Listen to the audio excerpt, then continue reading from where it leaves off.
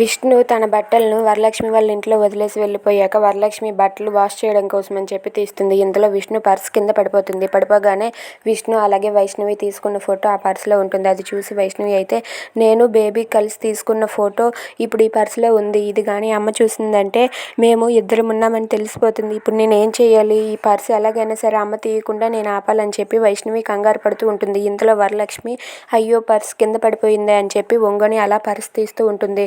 ఇక వరలక్ష్మి పర్స్ తీసి లేచి నిలబడి ఇలా ఓపెన్ చేసి చూసేలోపే వైష్ణవి అయితే అమ్మ ఆగమ్మ, ఆ పర్సు ఇది అలా చూడకూడదు అని చెప్పి లాగేసుకుంటుంది.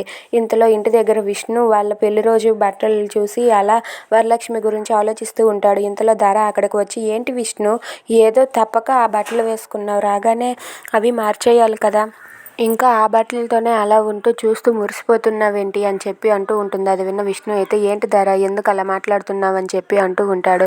అది కాదు విష్ణు, నువ్వు ఆ బట్టల్లో ఉంటే నాకు మాత్రం చాలా చిరాకుగా ఉంది, తేళ్ళు జర్లు పాకినట్టుగా ఉన్నాయి, అర్జెంటుగా నువ్వు ఆ డ్రెస్ చేంజ్ చేసి ఇదిగో ఈ డ్రెస్ వేసుకో అని చెప్పి తనైతే బట్టలు ఇస్తుంది. అది విన్న విష్ణు అయితే చాలా కోపంతో రగిలిపోతూ ధరని ఏమీ అనలేక అలా మౌనంగా చూస్తూ ఉండిపోతాడు. ఇక ధర ఇచ్చిన బట్టలు తీసుకొని విష్ణు అయితే డ్రెస్ చేంజ్ చేసుకుంటాడు. If you like this video, please like, share and subscribe. Thanks for watching.